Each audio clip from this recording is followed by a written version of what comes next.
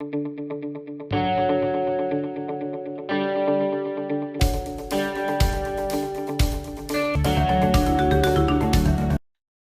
బాలకృష్ణ 'వందో చిత్రం', 'గౌతమిపుత్ర శాతకర్ణి' సినిమా షూటింగ్‌లో కొంత భాగం మెరాకాలో జరిగిన విషయం తెలిసిందే.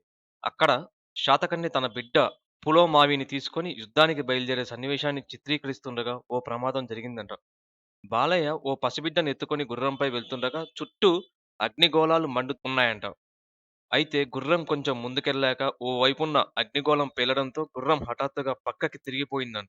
దీంతో గుర్రం పైనున్న బాలయ్య కింద పడిపోయాడు.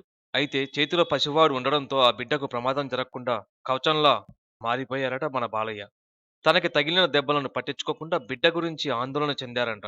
బిడ్డకేం జరగలేదని తెలుసుకొని అరగంట విశ్రాంతి తీసుకొని మళ్ళీ షూటింగ్ హాజరయ్యారట మన బాలయ్య గారు. ఆ దృశ్యాన్ని చూసిన విదేశీయులు మీ హీరో రియల్ హీరో అని ప్రశంసించారంట. జై బాలయ్య! జై జై Balayya! Stay tune our channel. జై స్వచ్ఛ భారత్! జై హింద్!